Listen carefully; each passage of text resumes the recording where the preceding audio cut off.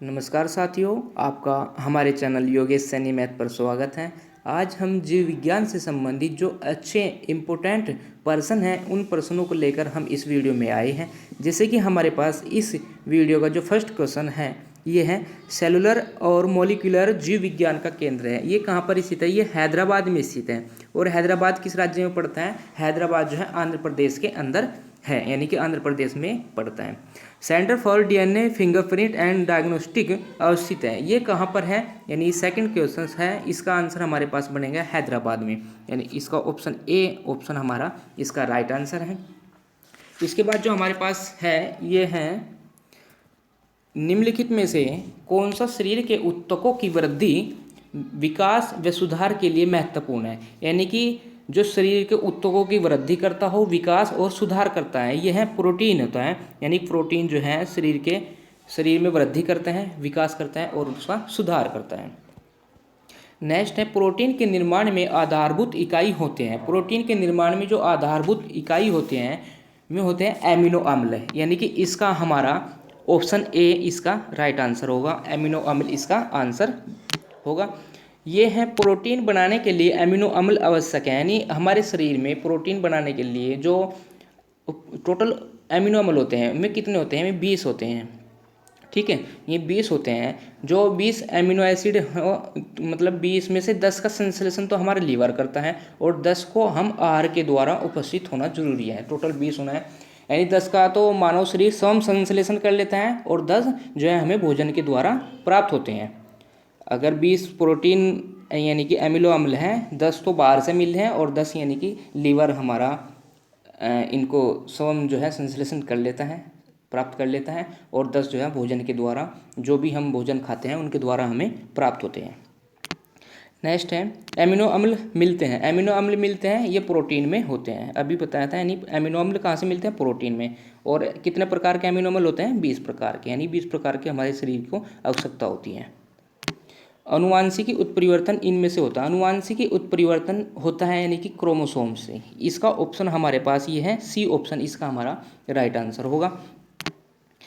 ये देखिए आप, जीन परिवर्तन किस में होते हैं? यानी कि जीन परिवर्तन जो होता है डीएनए में होता है। डीएनए के द्वारा ही जीन परिवर्तन होता है। इसका ऑप्शन हमारा ए ऑप्शन इसका राइट आंसर होगा, यानी 10th का जो ऑप्शन बना हमारा ए होगा। इसके बाद है डीएनए संश्लेषण का प्रतिपादन किसने किया? डीएनए संश्लेषण का जो प्रतिपादन किया ये ऑप्शन ए है, कार्नबर्ग ने किया था, यानी कि ऑप्शन ए हमारा इसका राइट आंसर होगा।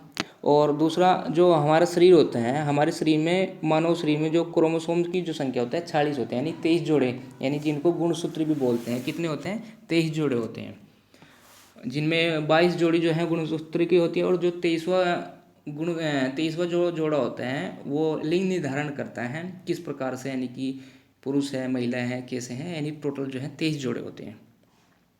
नेक्स्ट है हमारे पास, किसके द्वारा अनुवांशिकता के विज्ञान को अनुवांशिकी जेनेटिक्स कहा गया है? ये कहा है डब्ल्यू बैटसन के द्वारा, यानी कि डी ऑप्शन हमारा इसका राइट आंसर होगा, डब्ल्यू बैटसन। आरएनए का मुख्य कार्य क्या है? आरएनए का जो मुख्य कार्य है प्रोटीन संश्लेषण में सहायता करना। इसका हमारे पास ये बनेगा बी ऑप्शन, प्रोटीन संश्लेषण में सहायता करना किसका कार्य है? आरएनए का ये प्रमुख कार्य है। राइबोसोम का मुख्य कार्य क्या है? यानी कि राइबोसोम का जो मुख्य कार्य है ये प्रोटीन संश्लेषण करना है। राइबोसोम और जो प्रोटीन, यानी राइबोसोम प्रोटीन का बना होता है और कोशिका में है प्रोटीन संश्लेषण का स्थान होता है। ठीक है, इसका ऑप्शन हमारे पास सी हो जाएगा, प्रोटीन संश्लेषण। आत्महत्या की थैली किसे कहा जाता है? ये कहा जाता है लाइसोसोम को। कई बार ये क्वेश्चंस रिपीट में भी हैं और काफ़ी इंपॉर्टेंट क्वेश्चंस हैं सभी। आप यदि इनको अच्छे तरीके से एक बार इनको पढ़ लेते हैं तो मैं मानता हूँ कि कोई भी एग्जाम में यदि साइंस का पोर्शन, एग्जाम कोई सा भी हो, यदि साइंस आती है तो साइंस में सबसे ज़्यादा जीव विज्ञान यानी कि बायो ही एग्जाम में आती है, चाहे वो सुपर टेट हो, आपका रेलवे हो, किसी भी प्रकार का हो, एसएससी हो, यानी कि उसमें सबसे ज़्यादा जो है क्वेश्चंस पूछे जाते हैं वे जीव विज्ञान के ही क्वेश्चंस पूछे जाते हैं एग्जाम में। और मैं जो क्वेश्चंस हैं यानी कि जीव विज्ञान के क्वेश्चंस आपको एग्जाम में किस प्रकार से में बन सकते हैं, मैं ही ये एमसीक्यू में यहाँ पर करा रहा हूँ। जैसे कि आत्महत्या की थैली किसे कहा जाता है? लाइसोसोम। अभी जितने भी कराए, यानी इस प्रकार से ही आपको ऑप्शन भी मिलेंगे। इसी तरह से यानी कितना छोटा छोटा अंतर उन ऑप्शनों में होगा, आपको उनको किस तरह से उनको कर सकते हैं। यदि आप इनको अच्छे तरीके से हमारी ये वीडियो देख रहे हैं तो मैं मानता हूँ कि आप जीव विज्ञान से संबंधित यानी कि साइंस से संबंधित जो भी क्वेश्चंस आपको एग्जाम में देखने को मिलेगा आप वहाँ से उनको जरूर कर सकते हैं। इसका आंसर हमारा क्या हुआ, लाइसोसोम हुआ। ठीक है, उसको आत्महत्या की थैली कहा जाता है, कई बार क्वेश्चंस में आया हुआ है। ये दिया गया है, निम्नलिखित में से हरगोविंद खुराना को किस आविष्कार के लिए सम्मानित किया गया है। ये किया गया था प्रोटीन संश्लेषण के लिए। इसका आंसर हमारा बी हो जाएगा, प्रोटीन संश्लेषण के लिए। नेक्स्ट है हमारे पास, डॉक्टर हरगोविंद खुराना को किसके लिए नोबेल पुरस्कार मिला। ये मिला था जेनेटिक कोड की खोज के लिए। ठीक है, ऑप्शन ए हमारा इसका ये सही है। और इसके बाद है डीएनए का मूल मात्रक क्या है। डीएनए का जो मूल मात्रक है न्यूक्लियोटाइड्स, यानी कि ऑप्शन सी हमारा इसका ये राइट आंसर माना गया है। ठीक है, आप इस तरह से इनको याद कर लेंगे। नेक्स्ट है डीएनए संरचना का मॉडल किसने दिया है। डीएनए संरचना का जो मॉडल दिया ये वाटसन और क्रिक ने दिया। ये भी एक इम्पोर्टेंट क्वेश्चन है, वाटसन और क्रिक, यानी कि डीएनए की खोज किसने की या उसकी संरचना का मॉडल किसने दिया, वाटसन और क्रिक ने। ठीक है, कई बार एक ऑप्शन आता है यानी वाटसन या क्रिक में से कोई सा एक दे देना जब भी आपको, यानी कि दोनों नाम दो वैज्ञानिक हैं वाटसन और क्रिक, इनको दोनों को अच्छी तरीके से याद रखें। एकल स्टैंडर्ड वाले डीएनए अणु कहाँ मिलते हैं। ये मिलते हैं 5174 बैक्टीरिया में, यानी कि ऑप्शन इसका हमारा इसका ये राइट आंसर हो जाएगा। इसके बाद जो क्वेश्चन है, निम्न में से कौन सी जांच एक बच्चे के पिता का निर्धारण करती है। वो कौन सी है, डीएनए फिंगरप्रिंटिंग। जब कई बार डेड बॉडी जो होती हैं काफ़ी सारी हो और उनमें उनकी पता ना लग रहा हो कोई किसकी कौन है और नाम उनके ध्यान हो, तो उनका जो है डीएनए के द्वारा ही उनको ज्ञात किया जाता है। या कोई किसी की जांच की जाती है जब भी डीएनए के द्वारा ही करी जाती है। या कोई हो सकता है मतलब दो व्यक्ति सेम हैं और उनका पता ना लग रहा हो, तो जब भी डीएनए की यानी उनका फिंगरप्रिंट की लिया जाता है। ठीक है, जीन का आकार होता है, जीन का जो आकार होता है वो सर्पाकार होता है। बी ऑप्शन हमारा इसका राइट है, जीन का आकार सर्पाकार। ठीक है, किसी आबादी में जीनों के कुल योग को कहते हैं, ये जीन बस्ती कहते हैं। इसका ऑप्शन हमारे पास सी है, यानी कि जीन बस्ती। किसी आबादी में जीनों के कुल योग को जीन बस्ती कहते हैं। ये दिया गया है, जेनेटिक इंजीनियरिंग तकनीक से निम्नलिखित में से पहले किसे बनाया गया है। ये ट्रांसजेनिक बैक्टीरिया को, यानी कि ऑप्शन ए हमारा इसका राइट आंसर है। इसके बाद है, एक कोशिका साइटोप्लाज्म जिस झिल्ली से जुड़ी रहती है वो कौन सी है। ये है प्लाज्मा झिल्ली से, यानी कि बी ऑप्शन इसमें हमारा राइट आंसर है। निम्नलिखित में से कि कोशिका सूक्ष्मतम जीवित कोशिका है, कौन सी कोशिका सूक्ष्म तक है। ये है माइकोप्लाज्मा, सी ऑप्शन इसका। ठीक है, ये दिया गया है, कोशिका के 4 अवयवों में उस कोशिका को पहचानिए जो पौधे की कोशिकाओं में पाया जाता है किंतु जानवर की कोशिका में नहीं पाया जाता है। वो होता है लवक, इसका डी ऑप्शन होता है। क्या दिया गया था, उस कोशिका को पहचानिए जो पौधे की कोशिकाओं में पाया जाता है किंतु जानवर की कोशिका में नहीं पाया जाता। वो कौन सा है, लवक होता है। ठीक है, जब किसी पुष्प का पराग उसी पौधे के परागण प्रकार के वर्तिकाग्र में आंतरित कर दिया जाता है तो उसे कहा जाता है, यह है ऑटोगैमी सवयुग्मन। ऑटोगैमी यानी सवयुग्मन होता है। ठीक है, ऑप्शन ए हमारा इसका राइट है। पौधों में गैसों का विनिमय किसके द्वारा होता है। पौधों में जो गैसों का विनिमय होता है इन सभी के द्वारा होता है, यानी कि जो ऑप्शन दिए हैं 4, इन सभी के द्वारा गैसों का विनिमय किया जाता है। विनिमय मतलब विनिमय यानी अलग अलग किया जाता है। ठीक है, इसके बाद है क्लोनिंग पद निम्नलिखित से संबंधित होता है। यह है जनन विज्ञान के द्वारा। इसका जनन विज्ञान हमारा इसका राइट आंसर होगा। 32 का जो है बी ऑप्शन इसका राइट है। बच्चों का लिंग मुख्य रूप से निर्भर करता है, किस पर करता है, पिता पर करता है। ठीक है, और टोटल कितने गुणसूत्र होते हैं, 40 गुणसूत्र होते हैं, यानी 23 जोड़े होते हैं। यह है परागण के लिए निम्न में से कौन सा तत्व आवश्यक नहीं है। यह है आग। इसमें से ये बी ऑप्शन हो जाएगा, इसका राइट आंसर हो जाएगा। आधुनिक अनुवांशिकता का सिद्धांत किसने दिया। ये दिया मेंडल ने, ग्रेगर मेंडल ने। इसे जो मटर का पौधा है उस पर इन्हें आविष्कार किया।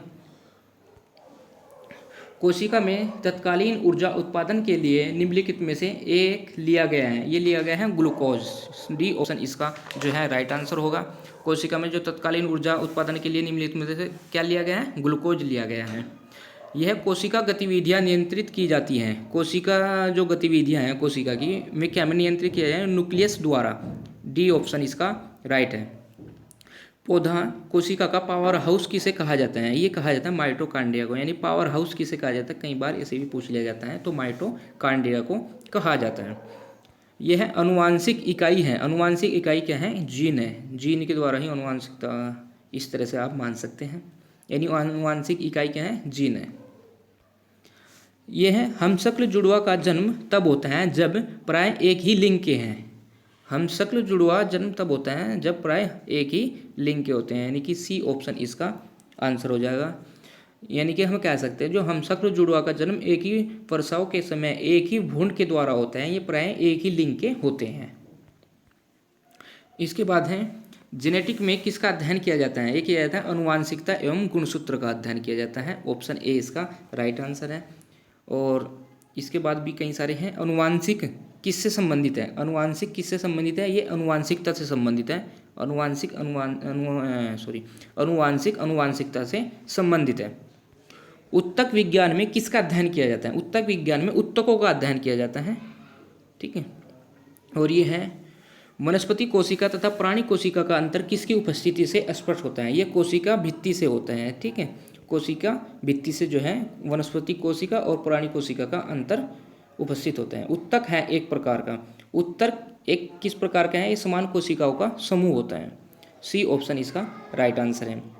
ये दिया गया है लास्ट। गैमीट की शुद्धता के नियम का प्रतिपादन किसने किया? यह दिया था मेंडल ने। ये सभी जो है इंपॉर्टेंट क्वेश्चंस थे और सभी एमसीक्यू थे। ये में क्वेश्चंस थे जो कहीं ना कहीं आपको एग्जाम में देखने को मिलेंगे। और दूसरी बात, ये पहले से आए हुए हैं, यानी रिपीट है। कोई क्वेश्चंस कई एग्जाम में भी आया हुआ, कोई एक एग्जाम में, कोई दो में। यानी कि अब तक के जितने भी एग्जाम, चाहे वो रेलवे हो, पुलिस हो, एसएससी हो, सुपर टैट हो, यानी कि कहीं ना कहीं आपको ये में क्वेश्चंस थे आए हुए हैं। यानी कि जब ये आए हुए हैं तो हम कह सकते हैं कि इम्पोर्टेंट है। तो मेरा मानना है मैं इन वीडियो में वही क्वेश्चंस कराता हूँ जो इम्पोर्टेंट हो, यानी कि कहीं ना कहीं ये क्वेश्चंस एग्जाम में देखने को मिले। और जो ये सभी क्वेश्चंस हमने कराए हैं, इससे संबंधित बायो के अलग अलग कई वीडियो हमारी आएंगी। तो मैं मानता हूँ आप लगातार इन वीडियो को एक एक करके देखिए। इससे पहले भी हमारी 7-8 वीडियो साइंस की पड़ी हुई हैं। यदि आपने में भी अभी तक नहीं देखी तो एक बार उन वीडियो को भी जरूर देखिए।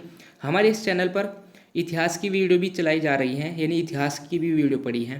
प्रमुख नृत्य क्या होते हैं में भी है, सभी वीडियो यदि आप इनके देख लेते हैं, कोई भी एग्जाम आपका जिसमें जीएस आती हैं, चाहे वो सुपर टैट हो या आपका टैट हो या फिर आपका रेलवे हो, एसएससी हो, पुलिस हो, ठीक है, ये सभी जो पोस्ट हैं इन पोस्ट के लिए हैं, सभी वीडियो कामयाब हैं। आप इन वीडियो के यदि देखते हैं, यानी कि इसमें कंप्यूटर की भी हैं, जैसे कंप्यूटर सुपर टैट में 5 नंबर का आता है, तो मैं मानता हूँ 2 वीडियो मेरी कंप्यूटर की पड़ी है, 1-2 वीडियो मैं और डाल दूंगा, तो यानी कि जो 5 नंबर का पोर्शन सुपर टैट के अंदर आएगा वो वहाँ से आप क्लियर कर सकते हैं। जब तक आप इस वीडियो को लगातार देखते रहें, धन्यवाद।